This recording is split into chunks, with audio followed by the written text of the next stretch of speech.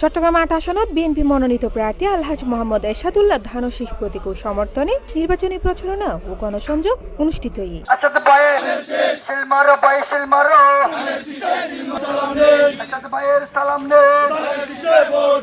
ফেব্রুয়ারির ৯ তারিখ সোমবার বিকেলে বোয়ালখালী পৌরসভার ৫ নং ওয়ার্ড দক্ষিণ জেলা যুবদলের সাবেক দপ্তর সম্পাদক ও পৌরসভা যুবদলের সাবেক সভাপতি ইলিয়াস চৌধুরীর নেতৃত্বে এই গণসংযোগ অনুষ্ঠিত হয়।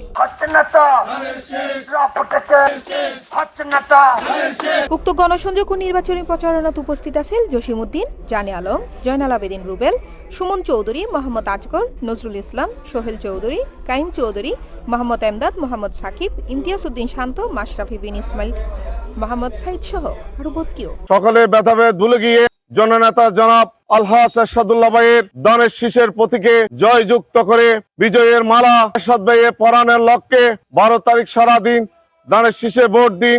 এরশাদ ভাইয়ের সালাম নিন, দানের শীষে ভোট দিন। C plus TV, Chittagong.